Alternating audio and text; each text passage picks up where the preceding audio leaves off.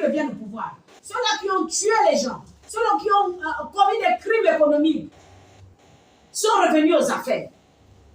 Nous, on pensait que l'armée ne négocie pas. Il n'y a pas de consensus avec l'armée. L'armée est là pour réprimer, l'armée est là pour remettre de l'ordre. Le président de la transition n'est pas là pour négocier des postes avec les hommes politiques. Ils attendent les élections. Qu'ils attendent les élections pour reprendre le travail que l'armée a déjà nettoyé et purifié. Parce que sans ça, nous allons revenir dans les mêmes travers et les Gabonais, partout où nous passons, les Gabonais commencent déjà à s'interroger sur cette transition. Ça, il faut que le président de la République comprenne ça comme ça. On a l'impression qu'il y a une main noire, qu'il y a une justice à géométrie variable. Il n'y a pas que les Sylvia Valentin qui ont pillé. Ils sont pleins. Les Océanie, ils sont pas arrêtés. On apprend que celle qui nous a fait tôt, elle est libre. Hein? Tous les membres du gouvernement là sont libres. On nous dit même que montrez-nous où est passé Lee White. Il est où? Lee White est où? Faut pas qu'on arrête Sylvia pour mettre une pression pour qu'elle dise là où elle a caché l'argent. Après, tout va disparaître, elle va retrouver sa liberté. Ali Bongo doit répondre. C'est ça, c'est pas les 4 médecins ont dit qu'il était apte à assumer ses fonctions de président, mais qu'il vienne parler aux Gabonais. Nous allons attaquer Ali Bongo. Parce que là, au moment où on parle, les Gabonais seront morts, on aura assisté à un autre génocide. Il faut que le dossier sur les élections en 2016 revienne. Il faut remettre tout ça sur la place. On ne peut pas continuer. On ne pensait pas qu'on va faire la paix dans ce pays si la vérité, la justice n'est pas rendue. C'est la première, même si on ramène les milliards dans ce pays, tant que les gens seront remplis de haine, seront remplis d'amertume, seront remplis de tout ce qu'ils ont subi dans un petit peuple aussi digne que les Gabonais, un peuple sans histoire. On a accueilli tout le monde dans notre pays et ce sont ceux-là qu'on a accueillis, nettoyés, tout donné, qui marchent sur le peuple gabonais. On nous insulte, on nous humilie tous les jours par nos propres frères qui ont choisi d'aller dans la corruption. Je pense à l'hôpital. Rien que l'hôpital, si les Gabonais avaient une santé, au Gabon pouvait se soigner convenablement dans notre pays, ça devait être l'une des plus fiertés de l'Afrique centrale. Mais aller à l'hôpital, qui peut se soigner là? Alors que le gang d'État Synergie, eux-mêmes, rien que pour les mots des dents, ils allaient en France en évacuation. Aujourd'hui, on est incapable d'évacuer les Gabonais parce que tu n'appartiens pas à la classe politique, tu n'es pas envoyé par un nom de cette république. La justice reçoit cette plainte-là. Parce que vous avez eu un greffier récemment, il y a 4 jours. Il faut trouver un greffier parce que quand nous allons venir la semaine prochaine, il faut qu'on trouve un greffier pour enregistrer notre plainte. Sylvia Bongo doit répondre de tous les crimes qu'elle a commis dans notre pays. Avec ses complices. Patrick, tu as quel pays de rechange? Tu as quel pays de rechange? Aujourd'hui, tu es là confiné dans ton village. Va à Londres. Va maintenant à Londres chez Sylvia. Je ne sais pas aller de quel pays. Si c'est le Maroc, si c'est Londres, on ne sait pas. Tu fais quoi au Yémen? Tu fais quoi la Libreville? Va maintenant là-bas. Tu étais tellement orgueilleux. Vous savez, tu es le pays, la santé publique, les gens meurent tous les jours faute de soins. Il y a pas de, les médecins sont rentrés dans une... Non, vraiment, vous nous faites honte, ces médecins gabonais. Heureusement qu'il y en a qui sont encore valables parmi eux. Vous faites honte. Je vais citer vos noms. Vous faites honte. D'abord les 4 là, qui ont reconnu, et on les appelle professeurs. Oh! Vous avez vu des professeurs comme ça à l'étranger?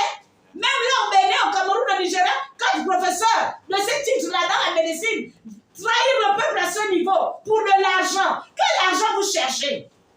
Vous mangez l'argent là depuis Omar Bongo. Vous continuez à tuer le pays pour de l'argent. Monsieur le Président, mettez cette cour de justice en place pour que ces gens-là soient jugés. C'est à partir de là qu'on comprendra que vous êtes sincères, que vous êtes venus vraiment pour purifier notre pays et le peuple sera derrière vous. Parce que si vous ne le faites pas, ces mêmes personnes-là qui vous mettent dans un chemin sans retour, ils ne seront pas là lorsque les Gabonais se soulèveront pour réclamer leur dignité, leur souveraineté. Notre souveraineté est perdue. Elle est perdue. La douane, c'est pourri partout, c'est pourri partout. Je viens d'être encore interpellé. Les douaniers font rentrer des camions. Dans ces camions, il y a la drogue, il y a des armes. Des camions qui reviennent du Cameroun sans sans contrôle, parce qu'il faut seulement déposer les lions, on les appelle comme ça les Camerounais. Ils déposent sur la table, les douaniers ferment les yeux, les camions rentrent sans contrôle. On a vu ça où? Dans quel pays? Vous pouvez faire ça au Cameroun? Corrompre les douaniers camerounais à ce niveau? Les Camerounais doivent venir faire, on doit assister, on doit manger, on doit consommer. Et ce sont les étrangers, nos frères qui viennent piller notre pays. Après, ils partent chez eux. Le cas de Suleiman Liban, avec la complicité des Gabonais. Monsieur le Président, nettoyez le pays. C'est ce qu'on attend de vous. Les Gabonais savent déjà ce qui s'est passé, même s'ils n'en parlent pas. Nous sommes leur porte-voix. C'est ça la vérité. Est-ce que c'est un coup d'état de palais, c'est-à-dire on va enlever notre gang pour remettre encore l'ancien gang? Est-ce que c'est ça? Ici, le code de la magistrature est clair. Elle est magistrate, elle ne peut pas avoir des sociétés, des écoles. De la construction de l'immeuble de la Cour constitutionnelle. Est-ce qu'on peut nous évaluer le nombre de ressources de l'État? Nous allons regarder dans le budget. Et depuis 2006 jusqu'en son inauguration, le budget de l'État a toujours des milliards, je pense, entre 5 et 10 milliards de francs qui ont été employés chaque fois à la Cour constitutionnelle.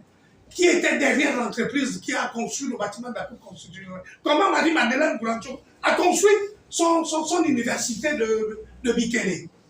Président de la Cour constitutionnelle a des sociétés, a des entreprises. Disons les choses clairement. Sylvia Bongo n'est pas seule.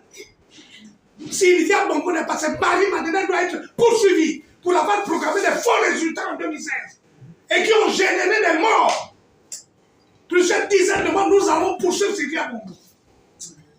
Nous refusons toute justice à tête chercheuse ou à géométrie variable. La justice doit être au service de l'intérêt général, au service du peuple gabonais. Elle est dite au nom du peuple gabonais. Il faut que les magistrats coopèrent. Les magistrats ne doivent recevoir des plaintes. Tout magistrat qui ne recevra pas des plaintes dans la société civile sera poursuivi. Parce que nul n'est au-dessus de la loi. La magistrature a été un danger pour la démocratie. La magistrature était contrôlée par le pouvoir d'Ali Bongo. La magistrature était contrôlée par le pouvoir politique d'Ali Bongo. Il y a quelques années, quelques semaines, on disait que les magistrats étaient aux ordres, les magistrats étaient impliqués dans la fraude électorale, dans la falsification des procès-verbaux. Ils étaient le problème. Quand je porte plainte à Noureddine Bougou, en 2020, ce sont des magistrats qui ont protégé Noureddine. Parce que Noureddine était déjà, nous avions déjà des indices sur son implication dans les activités criminelles, dans le trafic de drogue, dans le blanchiment des capitaux et la prise illégale d'intérêt. Mais il a été protégé. J'étais devant le juge, devant le procureur, il m'a dit, baisse les armes. Voilà ce qu'il m'avait répondu. Répondant, il avait dit que baisse les armes face à Noureddine, pendant que j'acculais Noureddine pour sa corruption au niveau du tribunal de Libreville. Il a été relaxé, protégé par la justice, et aujourd'hui Noureddine est en prison. Parce qu'il y a un nouvel environnement qui a été créé, mais nous rendons grâce à Dieu pour Olivier. C'est vrai qu'il faut saluer ce qu'il a fait. Parce que s'il n'avait pas fait ce coup de force, à Miranda, nous serions tous massacrés. Nous serions tous en prison. Hein? Nous devons rendre à César ce qui est à César. Je pense qu'il y a un processus de correction, il faut qu'il corrige. Il y a des choses qui ne vont pas. Quand il travaille avec les oligarques, nous ne sommes pas d'accord. Les oligarques, ceux qui ont falsifié la Constitution, qui sont à la base de la déchéance de la démocratie gabonaise, du trucage des élections, des changements intempestifs de la Constitution, unilatéraux de la Constitution. À quelques encablures de l'élection, on a changé la Constitution pour introduire des lois malhonnêtes, des dispositions malhonnêtes sur la loi électorale. Voilà. Donc c'est cela qui a cristallisé le rejet du régime beaucoup par l'ensemble de la population et la sanction électorale, et nous l'intervention salutaire des forces de défense et de sécurité. Donc nous allons accompagner le général Olivier. Mais rappelez que la CGE, il a dit lui-même que c'est à cause de cette triche qui était déjà mise en place qu'il a eu le courage de faire ce coup d'État. Mais le bureau de la CGE doit être... Mais oui, il faut qu'ils soient jugés. Ces gens-là doivent être en prison. Bunda et donc son bureau. Ils ont manipulé l'élection, doivent être en prison. Une procédure sera dans ses comptes. Donc tous les criminels financiers, tous les criminels politiques, tous ceux qui sont impliqués dans les crimes financiers, dans les crimes politiques seront poursuivis. tout ce que vous avez dit. Mais rappelez quand même aux compatriotes, parce que quand on essaye de consulter tout ce qui est dit dans les réseaux sociaux, à la moindre critique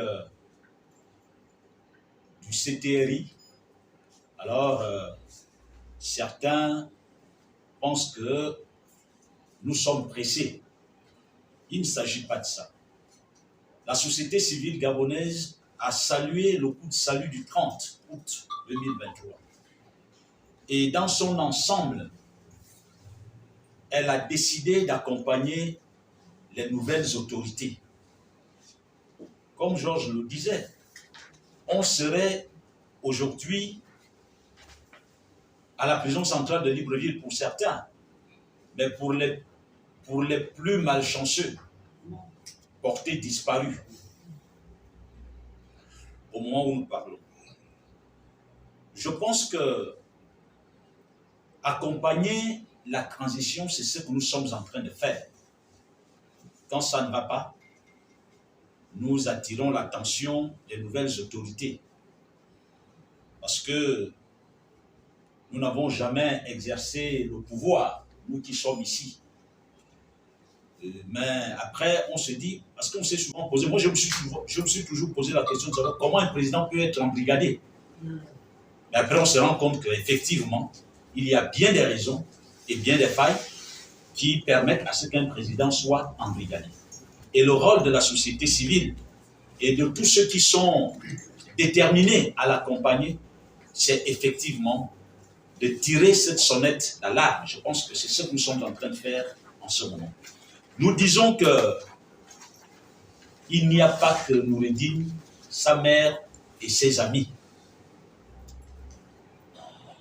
Il serait bien pour le CTRI de clarifier la situation de chaque membre du gouvernement, du Premier ministre au dernier ministre.